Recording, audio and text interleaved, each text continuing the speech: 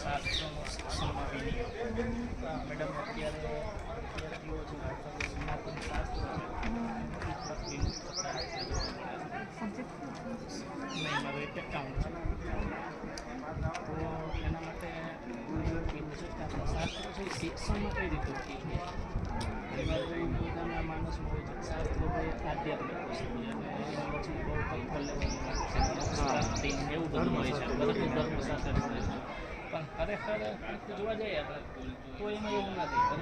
તો એના માટે મેં એવું વિચાર્યું છે કે શાસ્ત્રની અંદર પ્રભુવર્તન છે, વચનામૃત છે બરાબર, એના અમુક જે કોટેશન છે એ વિદ્યાર્થીના, દાખલા તરીકે કોઈ વિદ્યાર્થી છે એ એવું કહેતો હોય કે ભાઈ સાહેબ હું છે વાંચું છું બરાબર પણ મને યાદ રહેતું નથી. તો પહેલાં એવું કીધું હતું વિદ્યાર્થીને જે આ નમૂનારૂપ જે કોટેશન છે બરાબર એ વિદ્યાર્થીઓને બધાને આપવાનું આ રીતે બરાબર. પછી અઠવાડિયાનો ટાઈમ આપવાનો એને, એ વાંચી લેશે આ બધા કોટેશન શાસ્ત્ર બરાબર. હા હા.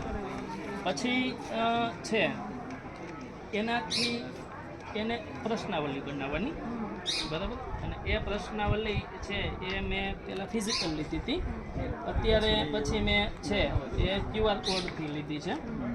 જે અત્યારે 251 કે અત્યારે છે પાર્ટિસિપન્ટ એમાં થયા છે 251 જણાએ આ પ્રશ્નાવલી છે એ ભરેલી છે. હવે શું છે આ તો ભાઈ કોઈ વિદ્યાર્થી એમ કે સાહેબ હું વાંચું છું પણ મને યાદ નથી રહેતું. તો ભાઈ ભગવાને પોતાના ગ્રંથમાં વાત કરી છે કે શ્રવણ મનન નિધિધ્યાન, જે આપણે શીખીએ છીએ બરાબર એનું સતત છે એ મનન કરીએ અને નિધિધ્યાન કરીએ તો એ છે વસ્તુ આપણી દીર્ઘાવધિ સ્મૃતિની અંદર જતી રહે છે.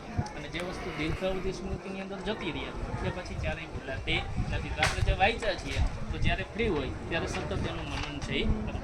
પછી બીજું છે કે સ્વભાવ વિશે શત્રુ કોનું રાખવું. તો આપણા જે સ્વભાવ છે પ્રકૃતિ છે બરાબર એકબીજાની છે ઈર્ષા કરવી તો આપણા જે સ્વભાવો છે આપણે આપણા ક્ષેત્રની અંદર આપણે ક્યારે વધીએ જ્યારે આપણા જે સ્વભાવો છે આપણે જાતે દૂર કરશું બરાબર. તો ભગવાને વાત કરી છે કે સ્વભાવ જે આપણા છે ખરાબ સ્વભાવ એને પ્રત્યે આપણે શત્રુ ભાવ રાખવાનો છે બરાબર અને સતત મનન કરી અને દૂર કરવાના છે. તો આપણે આપણા ક્ષેત્રને